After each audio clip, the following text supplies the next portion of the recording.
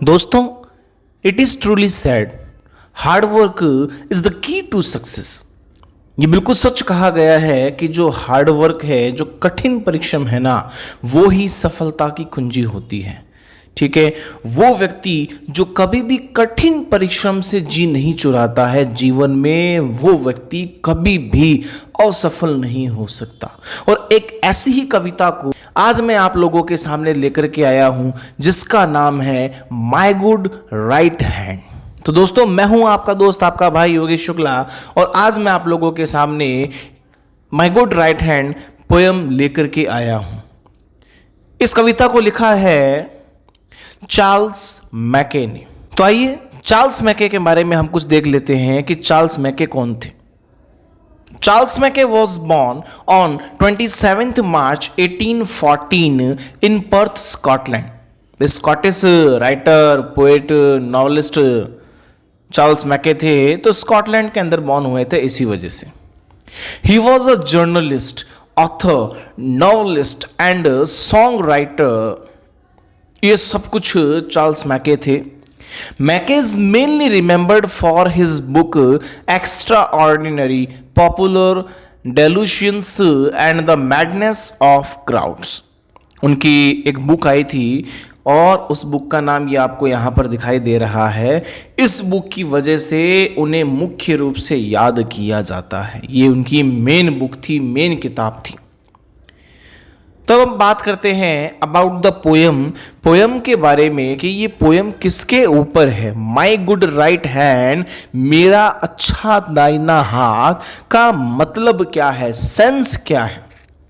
दोस्तों, इसका मतलब है हार्ड वर्क, कठिन परिश्रम। इसीलिए इस पोयम का, इस कविता का नाम है माई गुड राइट हैंड। और ये बहुत ही ज़्यादा मोटिवेशनल पोएम है। यह भी, इससे हमें बहुत ज़्यादा मोटिवेट होने को मिलता है। इस कविता को पढ़ने के बाद में हम बहुत ज़्यादा मोटिवेट हो जाते हैं। हमें हमारे शरीर के अंदर एक नई ऊर्जा, एक नई प्रेरणा उत्पन्न हो जाती है कुछ कर गुजरने की, कठिन परिश्रम करने की, हार्ड वर्क करने की। तो अबाउट द पोएम हम देखते हैं, my good right hand represents, ये कविता रिप्रेजेंट करती है, प्रस्तुत करती है the poets own hard work. Kabir का खुद का जो हार्ड वर्क है, उसने कैसे कठिन परिश्रम किया उसको, एंड हिज सेल्फ कॉन्फिडेंस, और उसका जो अपने ऊपर आत्मविश्वास था ना दोस्तों, उसके बारे में यह कविता हमें बताती है, रिप्रेजेंट करती है। When he was in misery, all his friends and relatives left him. ऐसा हमेशा फैक्ट है दोस्तों, ऐसा हमेशा ही होता है। जब उस बंदे को रिक्वायरमेंट थी, जब उस बंदे को ज़रूरत थी, जब वो मिजरी के अंदर था, जब वो गरीबी के अंदर था, उसे अपने फ्रेंड्स की ज़रूरत थी, अपने रिलेटिव्स की ज़रूरत थी, लेकिन इन सभी लोगों ने उसको छोड़ दिया। और ये फैक्ट है, ऐसा होता ही है।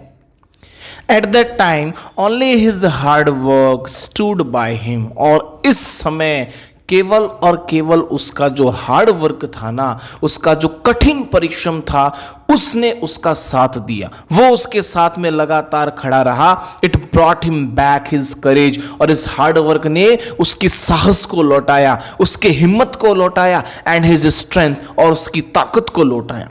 उसने इतनी कड़ी मेहनत की, इतनी हार्ड वर्क की कि उसके अंदर हिम्मत आई, उसके अंदर ताकत आई। It help the poet in overcoming his grief and pain. और इस हार्ड वर्क ने कवि की मदद करी, उसकी ग्रीफ मतलब होता है दोस्तों दुख, ठीक है।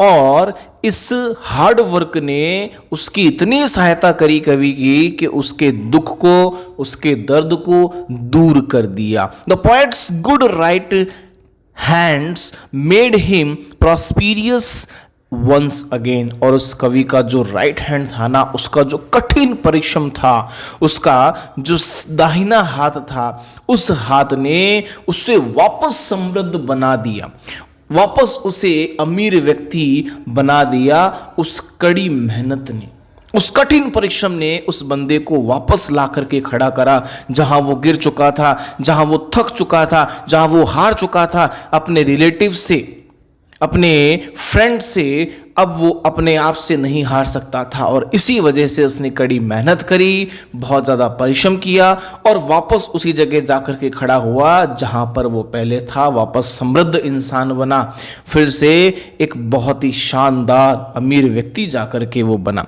और यही है अबाउट द पोएम। पोएम के बारे में जो मेन थीम थी जो मैंने आप लोगों को बताई। चलिए पोएम स्टार्ट करते हैं। I fell into grief and began to complain. I looked for a friend, but I sought him in vain. Companions were shy and acquaintance were cold. They gave me good counsel but dreaded their gold. कितनी अद्भुत, कितनी शानदार बात यहाँ पर Charles Mackay ने लिखी है दोस्तों, कि मैं आर्थिक रूप से कह सकते हो बहुत ज़्यादा कष्ट में पड़ गया था, बहुत ज़्यादा दुख में था, मतलब गरीबी की हालात में था।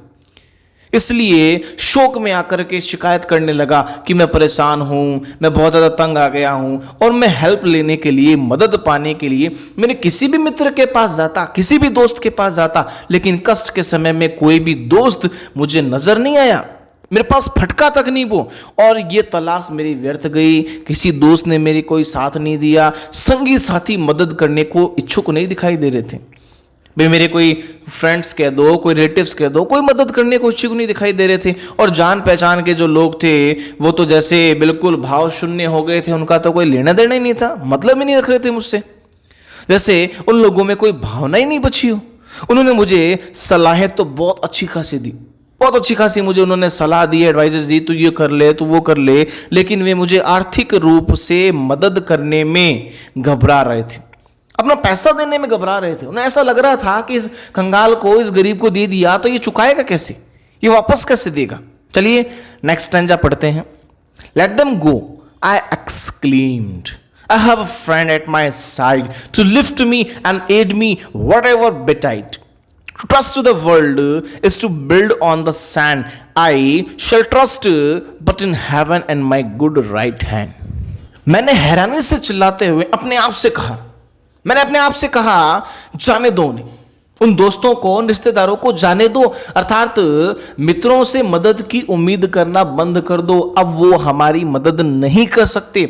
मैंने कहा मेरे पास एक मित्र है, एक दोस्त है जो मुझे ऊपर उठाएगा, ऊपर लेकर के जाएगा और मेरी मदद करेगा, चाहे कुछ भी हो जाए। दुनिया पर विश्वास करना तो ऐसा है जैसा रेत के घरौंदे बनाना, जैसे जो पल भर में ढह जाते हैं, ऐसा है दुनिया पर विश्वास करना। तो मैं सिर्फ उस ईश्वर पर और अपने अच्छे दाएं हाथ अर्थात अपने परिश्रम पर ही विश्वास करूंगा।